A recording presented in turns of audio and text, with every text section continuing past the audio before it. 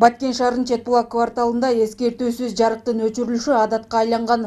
14 декабрь күнү да кечке маал бир нече саат бою эскертүүсүз жарык өчүрүлүп, жашоочуларды бир топ түйшөлттү. Бизде ушундай жылга ушинтип свет өчө берет. Кышы бою, кыш ичи 1-2 саатка чейин өчө берет. Ушинтип мен балдар менен тоңуп үйдүн ичинде отурам. Кыштын күндө свет жок. Мына бул жакта семейный адамдар бар, жаш балалар бар. Бул жакта барып плита менен отурушат. Кыштын күндө барып күн суук. Жана 2 сааттан бери свет жок, баары тоңуп калды. Ошону караштырып берсеңиздер, ушул жакта карап, кыштын күндө светти озурак өчүрүп, караштырып берип койсоңуз жакшы болот эле. Четбулак кварталы Баткен шаарынын аймагына кирет. Бул аймакта элдин басымдуу бөлүгү электр мештердин жардамы менен үй ичин жылуулашат. Эскертүүсүз жарык өчүрүлгөн учурда жылуу жер издеп, башка айылдарга кетүүгө аргасыз. Бизде свет жок азыр. Билбейм эмне себептен өчкөн.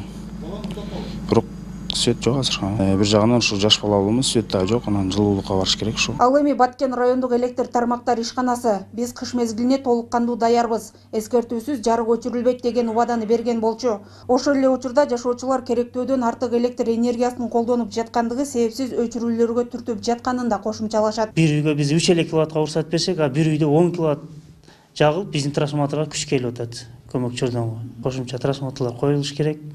Бул өткөндө да айтып кеткем, жергиликтүү бийликтин эсебинен жасала турган иш. Баткен шаарынын Четбулак кварталы кошумча жогорку чыңалуудагы трансформаторлорго муктаж. Муктаждык жергиликтүү бийлик тарабынан каржыланып чечилиши керек болчу. Бирок бул көйгөй көңүл сыртында калган. Ажамал Мурзадолат кызы Манас Исмаилов, 7 канал, Баткен.